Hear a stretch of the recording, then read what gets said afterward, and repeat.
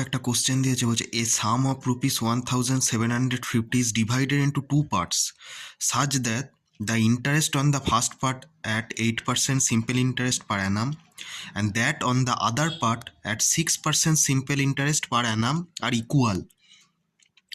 The interest on each part is, দেখো তার মানে এখানে কি বলছে, 1750টাকে যদি দুভাগে ভাঙা হয়, দুটো পার্টে যদি ভাঙা হয়, প্রথম পার্টের 8% এবং দ্বিতীয় পার্টে 6%-এ ইকুয়াল হবে ইন্টারেস্টটা।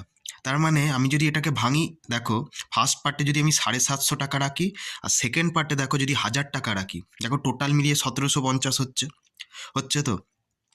এবার দেখো 750 টাকার যদি 8% করি, দেখো 60 আসছে, মানে 60 টাকা।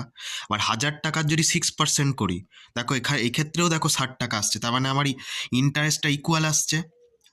সেক্ষেত্রে দেখো ইন্টারেস্ট যদি ইকুয়াল আসে, এখানে কোশ্চেনে এবার কি জানতে চাইছে, the interest on each parties, interest কত হবে, 60 টাকা হবে। তার মানে অপশানে এটাই এর কারেক্ট অ্যান্সার হবে।